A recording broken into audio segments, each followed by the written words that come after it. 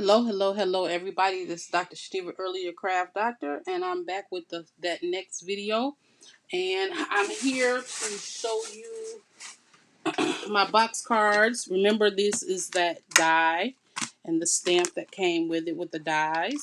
And this is that small pop-up box that I was talking about, showing examples of.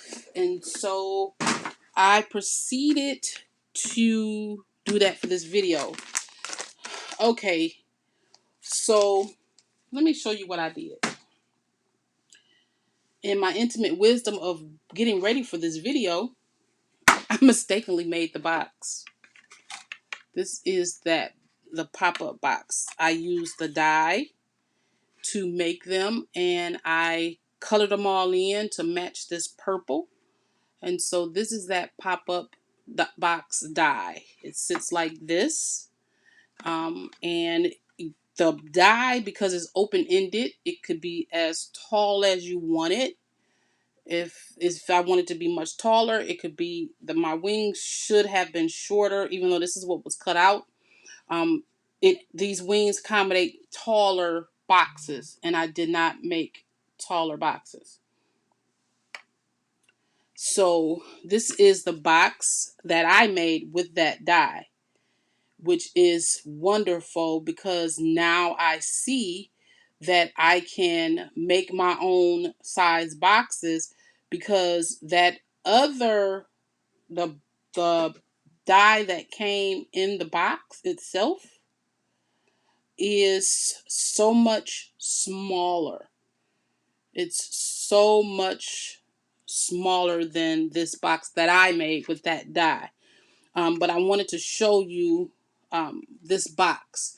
So the one thing that I really wanted to show you and bring to your attention is how some of these are on here.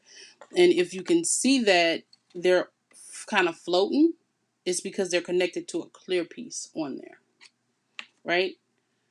It's connected to a clear piece, and so it's floating. So I was just working, I was making them, and I was like, oh, let me make the box. And then I forgot I was supposed to show you how to do it on the camera. And so this is the other one. This is the box that I made. I colored all of these beforehand. I used the dies to cut out a couple of them, but I actually used my brother's scan and cut to cut the majority of the pieces out at one time, so I didn't have to cut them myself. These were the papers from the kit. The one thing that I have to remember when I'm doing this is when you're doing the sides and you want to put the paper on, put your paper on before you put the box together. Because if you don't do that, it's harder to get the pieces on, because I had to measure it because I had put the box together. But this is that little box. And what makes this so special is that this is a pop-up box, and it does this. So now this will fit in a standard A2 size envelope, regular old envelope.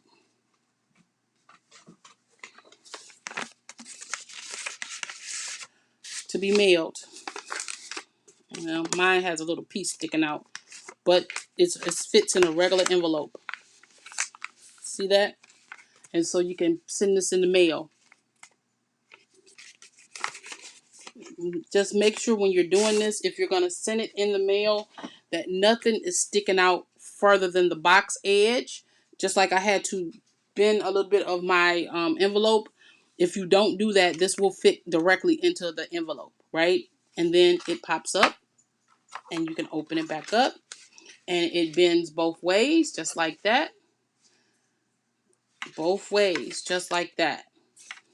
And you have a pop-up box flower design. This one, same thing. It's a pop-up box. It lays flat. It closes like that. And this too fits in a standard envelope, 5x7 envelope. You just put this baby right in the 5x7 envelope. And because my box is not that tall, it fits perfectly in that 5x7 envelope, just like that, with no problem. Because I only use the height of the envelope, the height of the die. If it was much longer, we would have to use a bigger envelope, but you can make an envelope, and then once you get it out, your box opens right back up. Isn't that fabulous? And it folds down either way also, just like that. And it pops back up just like that. So how do you accomplish that? I'm going to show you from the kit. So this is just the box. Just like that. It's just that pop-up box. What I did was took these two little pieces here. They already had tabs on them to bend. I put one directly in the middle of the box.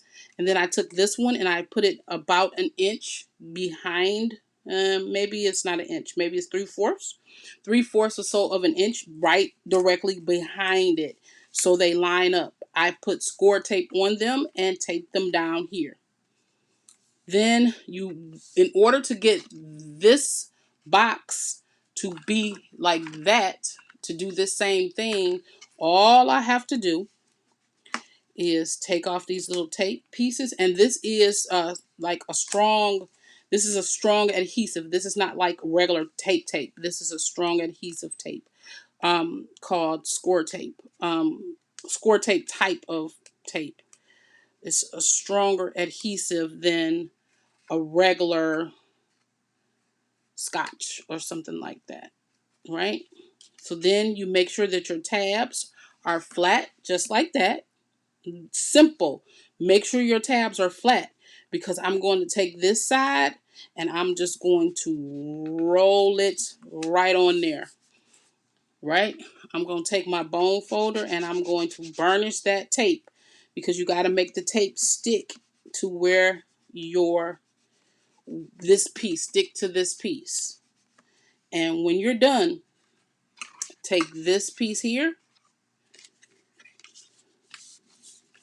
and this is the tape that I was using, this strong white tape, and it's tearing tape. It tears, but it's still a strong adhesive.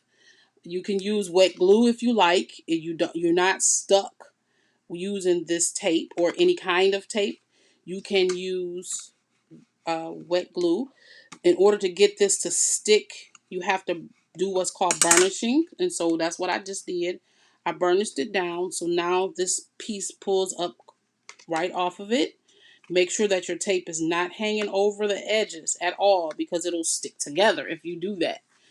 And then the simplest way, instead of trying to figure out if this matches and get it right, don't do that. Whenever you have a box that has 4 sides that connect to one another with a tab, lay it flat on your desk and bring that over to that tape evenly.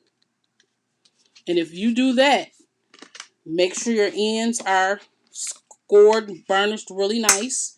Make sure you burnish where you laid it down, just like that. And then do it the other direction, because you want to make sure that both sides are laying down as flat as they can. And there you go. And if you look on the inside, those are pretty straight. They're pretty straight. They're almost perfectly straight. They need a little bend, but not much. But see how it folds with no resistance? There's no resistance there. And then you take your arms of your box and you fold the wings down and you fold the front down. The most common denominator of all of the boxes is this back panel. This back panel is solid. There's no place to fold down, so you don't want to fold this, because this what gives the back support to the box. So whatever design, if I choose to take this flower and vase that I used yesterday and put it as a design feature in the back of my box, there's going to be support back there. So that's what you need. You need that back support. And then once you put all of your designs in here, you lay it flat and you mail it just like that. Just like that. Just how these boxes are. So, And then all I did to make this flower garden, as it were, if you can see on the inside of here, I just glued them to the front, glued some to the front of here, glued some to the front of this tab, because there's two tabs in there. Also, you can see them. I glued it to the front of this one, to the front of this one, and then I glued some on the back here, and I glued these to the front. And that is how you make a pop-up box. And when I get the other, I think it's 5 or 6 more of the little design features, I'll come back with those so you can see what they look like. And that's how you make a pop-up box. And that's the 3 of them. So, there you go. Thank you so much. Thank you for allowing me to come into your space, and I will see you in the next one.